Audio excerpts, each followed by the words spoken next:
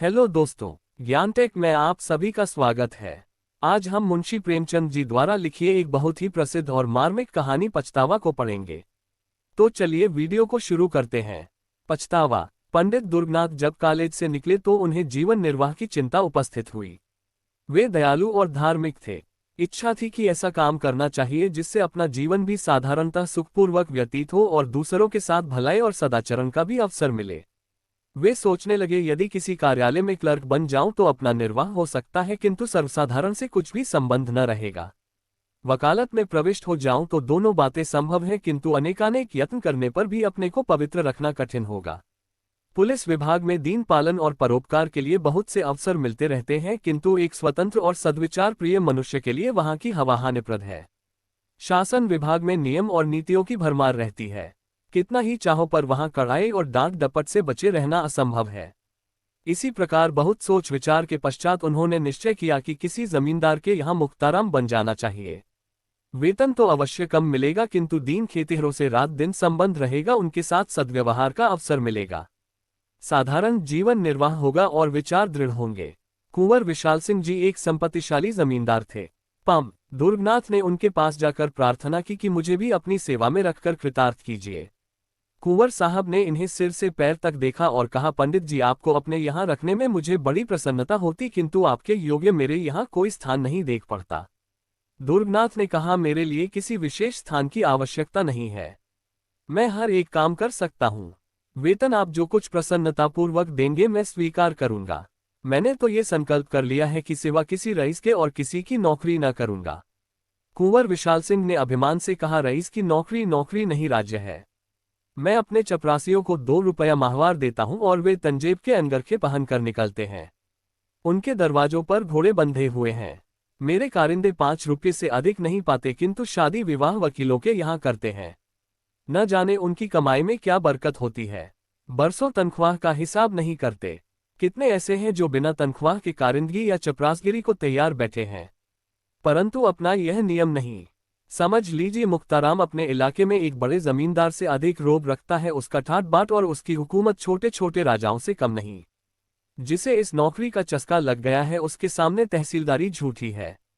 पंडित दुर्गनाथ ने कुंवर साहब की बातों का समर्थन किया, जैसा कि करना उनकी सभ्यतानुसार उचित था। वे दुनियादारी में अभी कच्चे थे। बोले, मुझे अब तक किसी रईस की नौकरी का चस्का नहीं लगा है। मैं तो अभी कॉलेज से निकला आता हूँ और ना मैं इन कारणों से नौकरी करना चाहता हूं जिनका कि आपने वर्णन किया, किंतु इतने कम वेतन में मेरा निर्वाह न होगा। आपके और नौकर असामियों का गला दबाते होंगे, मुझसे मरते समय तक ऐसे कार्य न होंगे। यदि सच्चे नौकर का सम्मान होना निश्चय है तो मुझे विश्वास है कि बहुत शीघ्र आप मुझसे प्रसन्न हो जाएंगे। कुंवर साहब ने बड़ी दृढ़ता से कहा, हाँ, ये तो निश्चय है कि सत्यवादी मनुष्य का आदर सब कहीं होता है, किंतु मेरे यहाँ तनख्वाह अधिक नहीं दी जाती। जमींदार के इस प्रतिष्ठा शून्य उत्तर को सुनकर पंडित जी कुछ खिन्न हृदय से बोले, तो फिर मजबूरी है। मेरे द्वारा इस समय कुछ कष्ट आपको हो तो क्षमा कीजिएगा, किंतु मैं आपसे कह सकता हूं कि ईमानदार आदमी आपको सस्ता न मिलेगा। कुंवर साहब ने मन में सोचा कि मेरे यहाँ सदा अदालत कचहरी लगी ही रहती है। सैकड़ों रुपये तो डिग्री और तजवीजों तथा और अंग्रेजी कागजों के अनुवाद में लग जाते हैं। एक अंग्रेजी का पूर्ण पंडित सहज ही में मिल रहा है, सो भी अधिक तनख्वाह नहीं देनी पड़ेगी। इसे रख लेना ही उचित है। लेकिन पंडित जी की बात का उत्तर देना आवश्यक था, अतः कहा, महाशय, सत्यवादी मनुष्य को कितना ही कम वेतन दिया जाए वह सत्य को न छोड़ेगा और न अधिक वेतन पाने से बेईमान सच्चा बन सकता है। सच्चाई का रुपये से कुछ संबंध नहीं। मैंने ईमानदार कुली देखे हैं और बेईमान बड़े बड़े धनाढ्य पुरुष, परंतु अच्छा, आप एक सज्जन पुरुष हैं। आप मेरे यहाँ प्रसन्नतापूर्वक रहिए।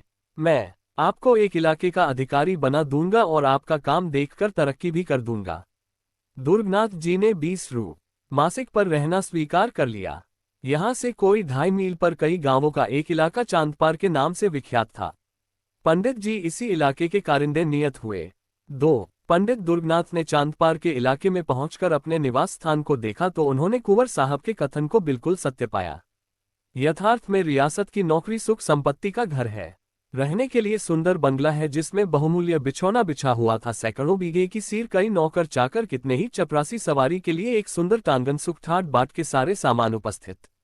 किंतु इस प्रकार की सजावट और विलास की सामग्री देखकर उन्हें उतनी प्रसन्नता न हुई। क्योंकि इसी सजे हुए बंगले के चारों ओर किसानों के झोपड़े थे। फूस के घरों में मिट्टी के बर्तनों के सिवा और सामान ही क्या था।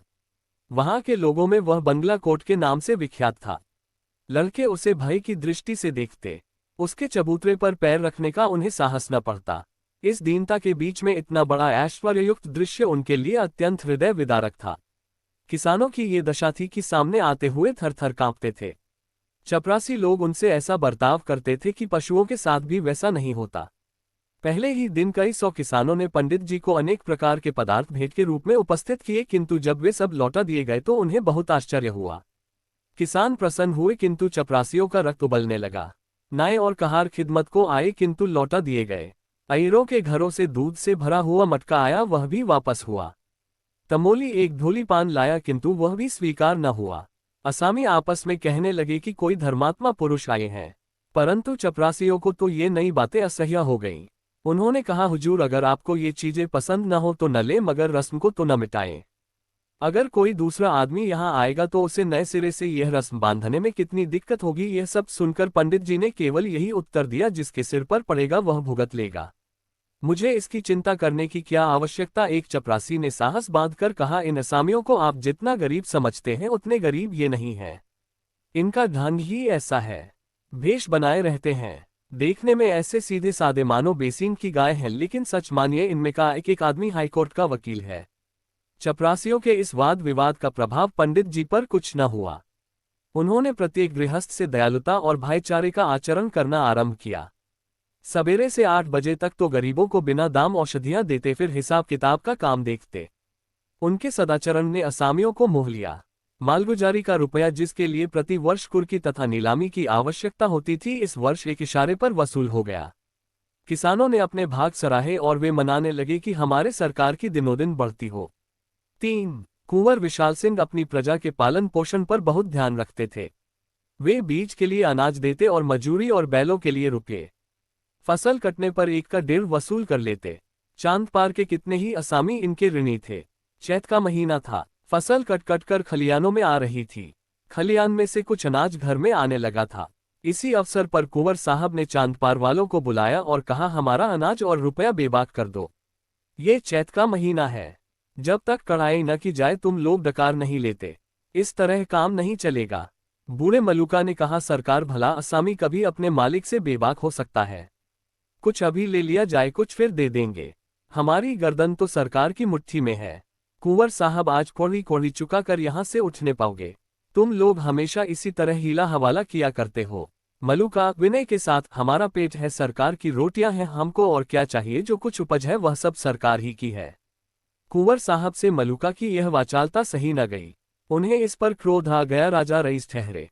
उन्होंने बहुत कुछ खरी खोटी सुनाई और कहा, कोई है, जरा इस बुढ़े का कान तो गरम करो, वह बहुत बढ़-बढ़कर बातें करता है।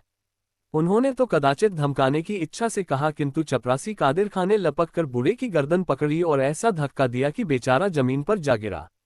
मलुका के 2 जवान बेटे वहां चुपचाप खड़े थे। बाप की ऐसी दशा देखकर उनका रक्त गर्म हो उठा। वे दोनों झपटे और कादिर खां पर टूट पड़े। धमाधम शब्द सुनाई पड़ने लगा। खां साहब का पानी उतर गया, साफा अलग जा गिरा।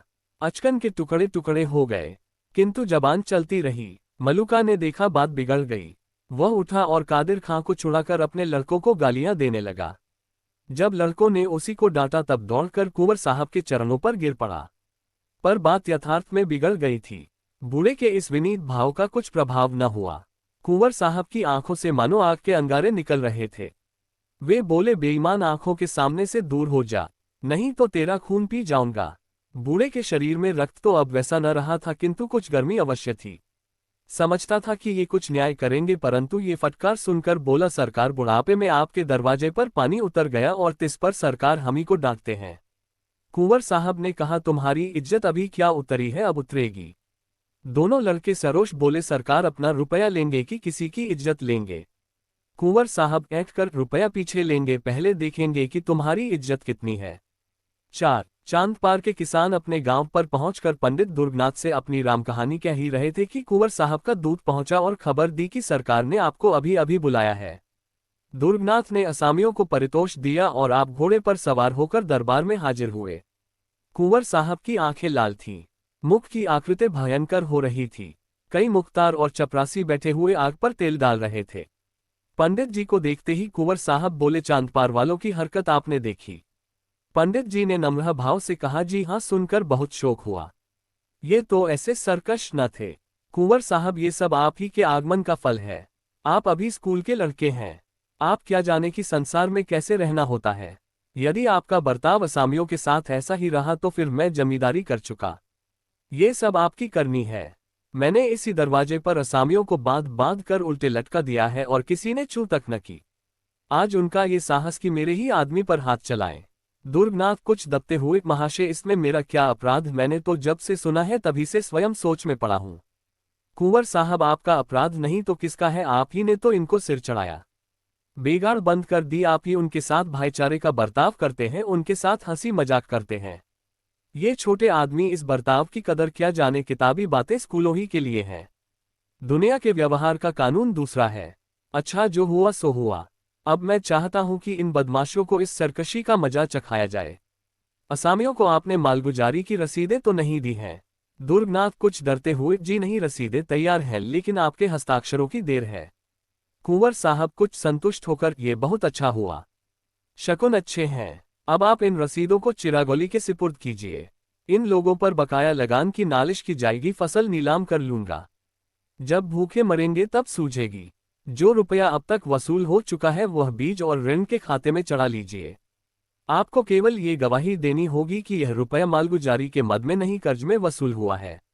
बस। दुर्गनाथ चिंतित हो गए। सोचने लगे कि क्या यहां भी उसी आपत्ति का सामना करना पड़ेगा जिससे बचने के लिए इतने सोच विचार के बाद इस शांति कुटीर को ग्रहण किया था। क्या जानबूझकर इन गरीबों की गर्दन पर छुरी फेरूं इसलिए कि मेरी नौकरी बनी रहे? नहीं, यह मुझसे न होगा। बोले, क्या मेरी शहादत बिना काम न चलेगा? कुंवर साहब क्रोध से, क्या इतना कहने में भी आपको कोई उज्र है? दुर्गनाथ द्विविधा में पड़े हुए, जी यो तो मैंने आपका नमक खाया है। आपकी प्रत्येक आज्ञा का पालन करना मुझे उचित है, किंतु न्यायालय में मैंने गवाही नहीं दी है। संभव है कि यह कार्य मुझसे न हो सके, अतः मुझे तो क्षमा ही कर दिया जाए।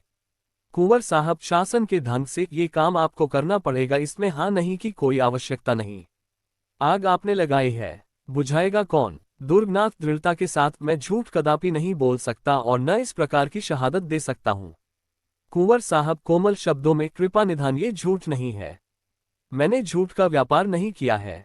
मैं यह नहीं कहता कि आप रुपये का वसूल होना अस्वीकार कर दीजिए। जब असामी मेरे ऋणी हैं तो मुझे अधिकार है कि चाहे रुपया ऋण की मद में वसूल करूं या मालगुजारी की मद में। यदि इतनी सी बात को आप झूठ समझते हैं तो आपकी जबरदस्ती है। अभी आपने संसार देखा नहीं। ऐसी सच्चाई के लिए संसार में स्थान नहीं। आप मेरे यहाँ नौकरी कर रहे हैं। इस सेवक धर्म पर विचार कीजिए। आप शिक्षित और होनहार पुरुष हैं।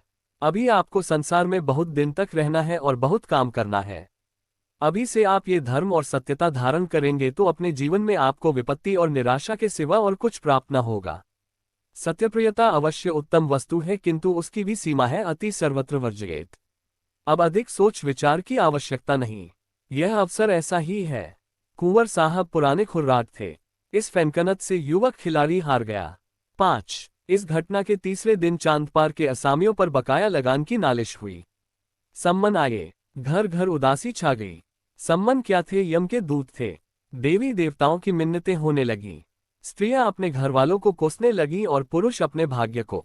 नियत तारीख के दिन गांव के गंवार कंधे पर लोटा डोर रखे और अंगोछे में चबेना बांधे कचहरी को चले। सैकड़ों स्त्रियां और बालक रोते हुए उनके पीछे पीछे जाते थे, मानो अब वे फिर उनसे न मिलेंगे। पंडित दुर्गनाथ के 3 दिन कठिन परीक्षा के थे। एक ओर कुंवर साहब की प्रभावशालिनी बातें, दूसरी ओर किसानों की हाय हाय, परंतु विचार सागर में 3 दिन निमग्न रहने के पश्चात उन्हें धरती का सहारा मिल गया। उनकी आत्मा ने कहा, ये पहली परीक्षा है। यदि इसमें अनुत्तीर्ण रहे तो फिर आत्मिक दुर्बलता ही हाथ रह जाएगी। निदान निश्चय हो गया कि मैं अपने लाभ के लिए इतने गरीबों को हानि न पहुंचाऊंगा। 10 बजे दिन का समय था। न्यायालय के सामने मेला सा लगा हुआ था, जहां तहां श्यामवस्त्राच्छादित देवताओं की पूजा हो रही थी। चांदपार के किसान झुंड के झुंड एक पेड़ के नीचे आकर बैठे। उनसे कुछ दूर पर कुंवर साहब के मुख्ताराम सिपाहियों और गवाहों की भीड़ थी। ये लोग अत्यंत विनोद में थे। जिस प्रकार मछलियां पानी में पहुंचकर किलोले करती हैं, उसी भांति ये लोग भी आनंद में चूर थे। कोई पान खा रहा था, कोई हलवाई की दुकान से पूरियों की पत्तल लिए चला आता था। उधर बेचारे किसान पेड़ के नीचे चुपचाप उदास बैठे थे कि आज न जाने क्या होगा, कौन आफत आएगी। भगवान का भरोसा है। मुकदमे की पेशी हुई। कुंवर साहब की ओर के गवाह गवाही देने लगे कि असामी बड़े सरकश हैं। जब लगान मांगा जाता है तो लड़ाई झगड़े पर तैयार हो जाते हैं। अब की इन्होंने एक कौड़ी भी नहीं दी। कादिर खान ने रोकर अपने सिर की चोट दिखाए। सबसे पीछे पंडित दुर्गनाथ की पुकार हुई। उन्हीं के बयान पर निपटारा होना था। वकील साहब ने उन्हें खूब तोते की भांति पढ़ा रखा था, किंतु उनके मुख से पहला वाक्य निकला ही था कि मजिस्ट्रेट ने उनकी ओर तीव्र दृष्टि से देखा। वकील साहब बगले झांकने लगे। मुख्ताराम ने उनकी ओर घूर कर देखा। अहलमद पेशकार आदि सब के सब उनकी ओर आश्चर्य की दृष्टि से देखने लगे। न्यायाधीश ने तीव्र स्वर से कहा, तुम जानते हो कि मजिस्ट्रेट के सामने खड़े हो? दुर्गनाथ दृढ़तापूर्वक, जी हाँ, भली भांति जानता हूं। न्याया, तुम्हारे ऊपर असत्य भाषण का अभियोग लगाया जा सकता है। दुर्गनाथ, अवश्य, यदि मेरा कथन झूठा हो। वकील ने कहा, जान पड़ता है किसानों के दूध, घी और भेंट आदि ने ये कायापलट कर दी है। और न्यायाधीश की ओर सार्थक दृष्टि से देखा। दुर्गनाथ, आपको इन वस्तुओं का अधिक तजुर्बा होगा। मुझे तो अपनी रूखी रोटियां ही अधिक प्यारी हैं।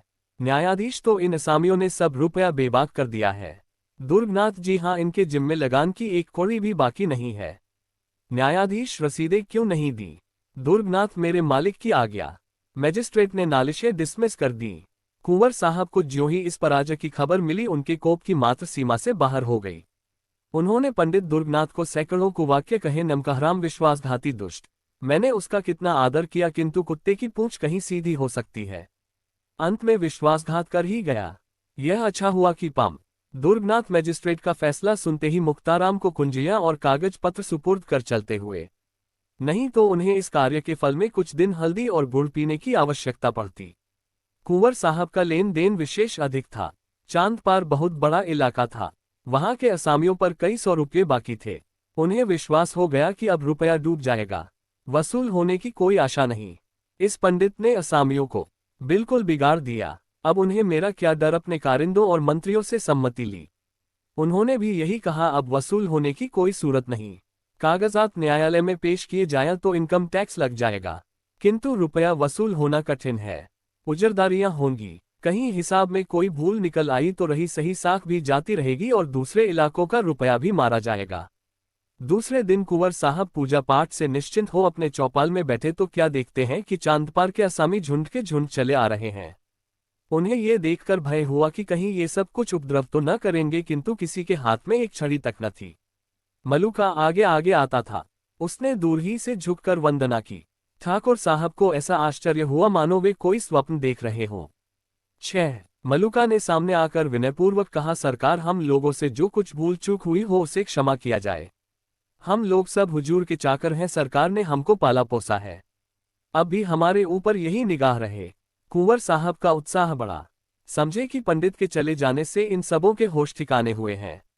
आज किसका सहारा लेंगे? उसी खुर्राट ने इन सबों को बहका दिया था। कड़क कर बोले, वे तुम्हारे सहायक पंडित कहाँ गए? वे आ जाते तो जरा उनकी खबर ली जाती। ये सुनकर मलुका की आंखों में आंसू भर आए। वह बोला, सरकार, उनको कुछ न कहें, वे आदमी नहीं देवता थे। जवानी की सौगंध है जो उन्होंने आपकी कोई निंदा की हो। वे बेचारे तो हम लोगों को बार बार समझाते थे कि देखो, मालिक से बिगाड़ करना अच्छी बात नहीं। हमसे कभी एक लोटा पानी के रवादार नहीं हुए। चलते चलते हमसे कह गए कि मालिक का जो कुछ तुम्हारे जिम्मे निकले चुका देना। आप हमारे मालिक हैं, हमने आपका बहुत खाया पिया है। अब हमारी यही विनती सरकार से है कि हमारा हिसाब किताब देखकर जो कुछ हमारे ऊपर निकले बताया जाए। हम एक एक कौड़ी चुका देंगे, तब पानी पिएंगे। कुंवर साहब प्रसन्न हो गए। इन्हीं रुपयों के लिए कई बार खेत कटवाने पड़े थे, कितनी बार घरों में आग लगवाई, अनेक बार मार पीट की, कैसे कैसे दंड दिए। आज ये सब आपसे आप सारा हिसाब किताब साफ करने आए हैं।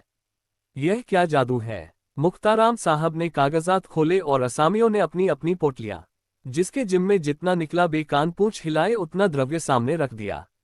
देखते देखते सामने रुपयों का ढेर लग गया। 600 रुपया बात की बात में वसूल हो गया। किसी के जिम्मे कुछ बाकी न रहा। ये सत्यता और न्याय की विजय थी। कठोरता और निर्दयता से जो काम कभी न हुआ, वह धर्म और न्याय ने पूरा कर दिखाया। जब से ये लोग मुकदमा जीत आए, तभी से उनको रुपया चुकाने की धुन सवार थी। पंडित जी को वे यथार्थ में देवता समझते थे। रुपया चुका देने के लिए उनकी विशेष आज्ञा थी। किसी ने बैल, किसी ने गहने बंधक रखे।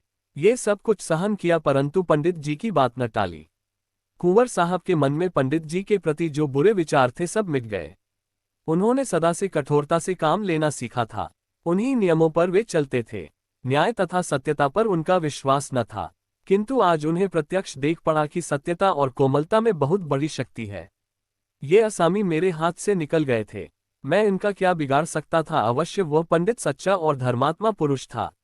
उसमें दूरदर्शिता न हो, काल ज्ञान न हो, किंतु इसमें संदेह नहीं कि वह निष्प्रिय और सच्चा पुरुष था। कैसी ही अच्छी वस्तु क्यों न हो, जब तक हमको उसकी आवश्यकता नहीं होती तब तक हमारी दृष्टि में उसका गौरव नहीं होता। हरी दूब भी किसी समय अशर्फियों के मोल बिक जाती है। कुंवर साहब का काम एक निष्प्रिय मनुष्य के बिना नहीं रुक सकता था। अतः पंडित जी के इस सर्वोत्तम कार्य की प्रशंसा किसी कवि की कविता से अधिक न हुई। चांद पार के असामियों ने तो अपने मालिक को कभी किसी प्रकार का कष्ट न पहुंचाया, किंतु अन्य इलाकों वाले असामी उसी पुराने ढंग से चलते थे। उन इलाकों में रगड़ झगड़ सदैव मची रहती थी। अदालत, मारपीट, डांट डपट सदा लगी रहती थी। किंतु ये सब तो जमींदार के श्रृंगार हैं। बिना इन सब बातों के जमींदारी कैसी, क्या दिन भर बैठे बैठे वे मक्खियां मारे। कुंवर साहब इसी प्रकार पुराने ढंग से अपना प्रबंध संभालते जाते थे। कई वर्ष व्यतीत हो गए। कुंवर साहब का कारोबार दिनों-दिन चमकता ही गया। यद्यपि उन्होंने 5 लड़कियों के विवाह बड़ी धूमधाम के साथ किए, परंतु इस पर भी उनकी बढ़ती में किसी प्रकार की कमी न हुई। हाँ, शारीरिक शक्तियां अवश्य कुछ कुछ ढीली पड़ती गईं। बड़ी भारी चिंता यही थी कि इतनी बड़ी संपत्ति और ऐश्वर्य को भोगने वाला कोई उत्पन्न न हुआ। भांजे, भतीजे और नवासे इस रियासत पर दांत लगाए हुए थे। कुंवर साहब का मन अब इन सांसारिक झगड़ों से फिरता जाता था। आखिर यह रोना धोना किसके लिए। अब उनके जीवन नियम में एक परिवर्तन हुआ। द्वार पर कभी कभी साधु संत धूनी रमाए हुए देख पड़ते। स्वयं भगवद गीता और व पे छोटी ई की मात्रा आधा शरण पे छोटे ऊ की मात्रा सहौ नाम पढ़ते थे। पारलौकिक चिंता अब नित्य रहने लगी। परमात्मा की कृपा और साधु संतों के आशीर्वाद से बुढ़ापे में उनको एक लड़का पैदा हुआ। जीवन की आशाएं सफल हुई, पर दुर्भाग्यवश पुत्र के जन्म ही से कुंवर साहब शारीरिक व्याधियों से ग्रस्त रहने लगे। सदा वैद्यों और डॉक्टरों का तांता लगा रहता था, लेकिन दवाओं का उल्टा प्रभाव पड़ता। ज्यों त्यों करके उन्होंने 2.5 वर्ष बिताए। अंत में उनकी शक्तियों ने जवाब दे दिया।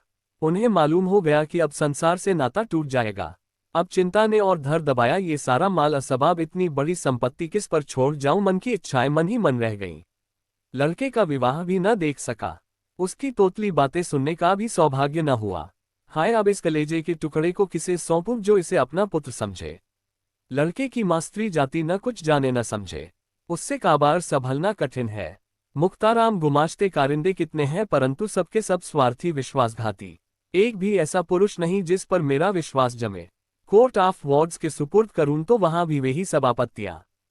कोई इधर दबाएगा, कोई उधर। अनाथ बालक को कौन पूछेगा। हाय, मैंने आदमी नहीं पहचाना। मुझे हीरा मिल गया था, मैंने उसे ठीकरा समझा। कैसा सच्चा, कैसा वीर, दृढ़ प्रतिज्ञ पुरुष था।